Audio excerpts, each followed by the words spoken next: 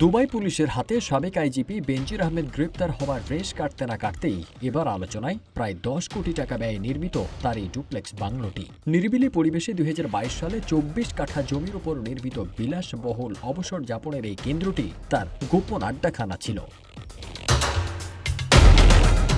রাজধানীর অদূরে রূপগঞ্জের পূর্বাচল সংলগ্ন দক্ষিণবাগ এলাকার আনন্দ হাউজিং সোসাইটির এই ডুপ্লেক্স গোপন স্বর্গরাজ্যের নাম Savannah Eco Resort Private Limited. বাইরে থেকে সাধারণ মনে হলেও ভেতরে পা রাখলেই চোখ কপালে ওঠার দশা।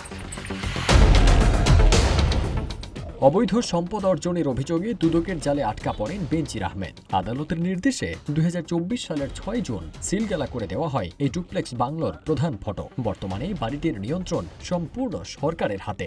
জেলা প্রশাসকের তত্ত্বাবধানে সার্বক্ষণিক পাহারা দিচ্ছে নিশ্ছিদ্র নিরাপত্তা বাহিনী। আমরা শুধু 269/2024 নম্বর মামলার নির্দেশনা অনুসরণ করেছি।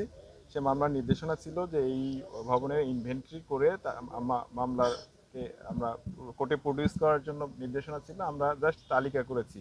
ভবনটি আসলে একটা আবাসিক ভবন। এখানে আসলে একটা পরিবার থাকলে যেরকম জিনিসপত্রাদি পাওয়া যায় ঠিক সেরকম জিনিসপত্র আমরা পেয়েছি। কিচেনে, রান্নাঘরে অথবা চায়ের কাপ, পাতিল, হাঁড়ি পাতিল, রান্নার ব্যবস্থা, কুকিং সিস্টেম ছিল, টিভি। একটা পরিবার বসবাস করতে যা যা লাগে সেই জিনিসপত্রগুলোই আমরা পেয়েছি। সেগুলোর আমরা তালিকা করেছি। আমরা পরবর্তীতে কোর্টের যে ডেট আছে সেই ডেটে আমরা এই বিষয়গুলো উপস্থাপন করব।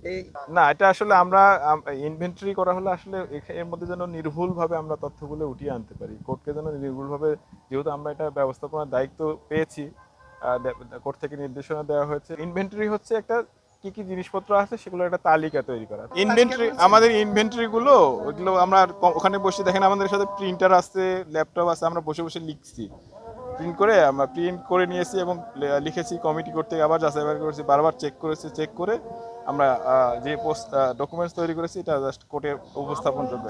কেবল রূপগঞ্জের এই বাংলোই নয়, আলাদিনের চেরাগ পাওয়া বেনজির ও তার পরিবারের নামে দেশে বিদেশে থাকা বিপুল পরিমাণ স্থাবর অস্থাবর সম্পত্তি ইতিমধ্যেই ক্রয় করা হয়েছে। আমরা এখানে যারা আছি দুদকের, এটা হচ্ছে লোকাল যে নারায়ণগঞ্জ আছে সেখান থেকে এসেছি এবং বিজ্ঞ আদালতের নির্দেশনা মোতাবেক রিসিভার জেলা প্রশাসক মহোদয়ের কাজে পর্যবেক্ষণ এবং সহায়তা করার জন্য যে ধরনের আদেশ ছিল সেটা আমরা সেভাবে সহায়তা এবং পর্যবেক্ষণ করেছি।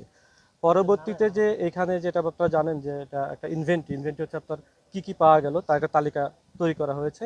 এই তালিকাগুলোয় অনেকে সাক্ষী আছে, ইনভেন্টরি আদার্স যে ফর্মুলা আছে, রুলস রেগুলেশন, সেগুলো মেনটেন করে করা হয়েছে। আজকে আপনারা দেখছেন যে একজন ম্যাজিস্ট্রেটের উপস্থিতিতে তালাটা খোলা হয়েছে।